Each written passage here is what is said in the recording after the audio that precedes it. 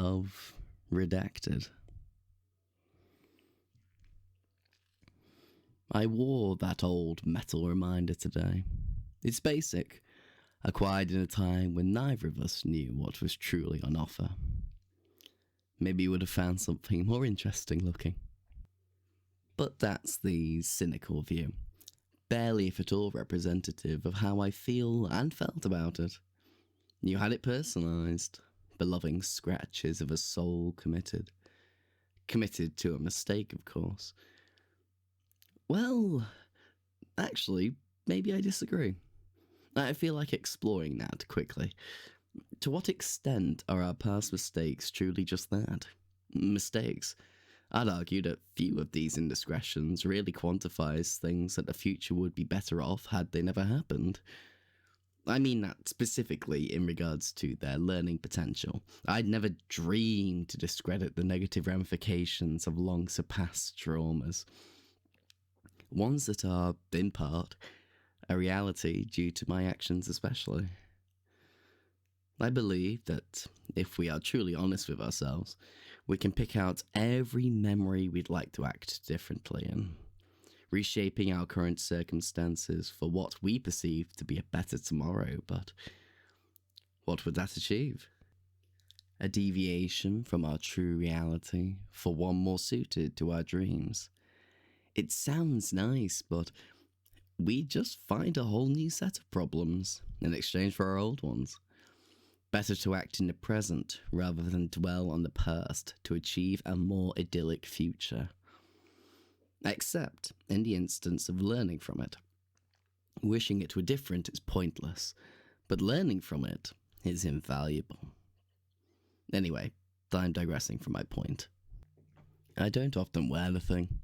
Hell, I can go one step further and say it spends 99% of its life in a small wooden box, along with a collection of other bits and pieces from that time.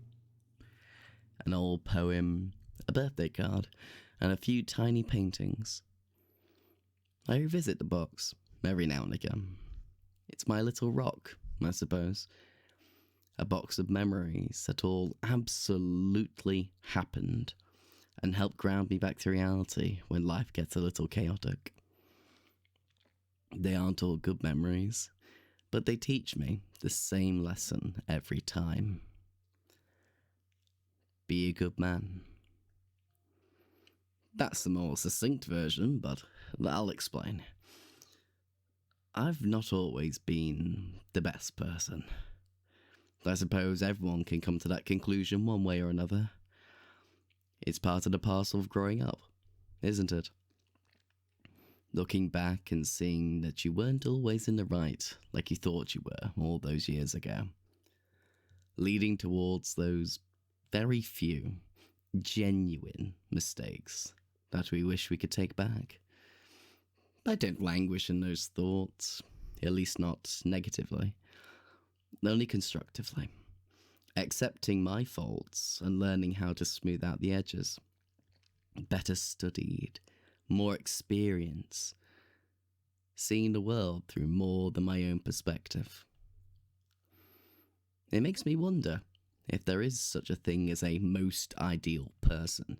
I avoid the word perfect because I think it's universally agreed that perfect is an unobtainable and in fact a dangerous concept to pursue.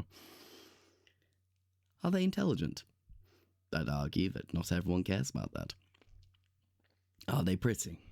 Again, another factor that is not only hugely subjective, but also totally unimportant to some.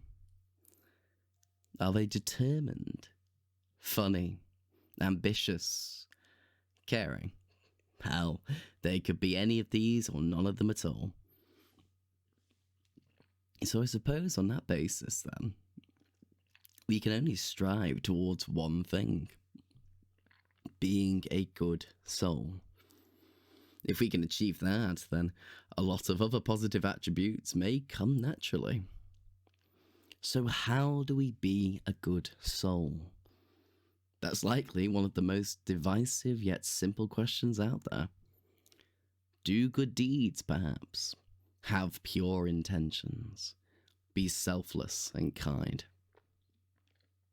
I don't believe I am of any authority to come to an objectively correct solution, but as for my opinion, making people smile goes a hell of a long way. We can always strive to be the best version of ourselves, to be the kind of person we'd want to meet. Redacted, I can only hope, wherever you are, that you're doing all right. That you're in the process of achieving what you wanted to and have the same comforts I do in the people around you. You deserve them.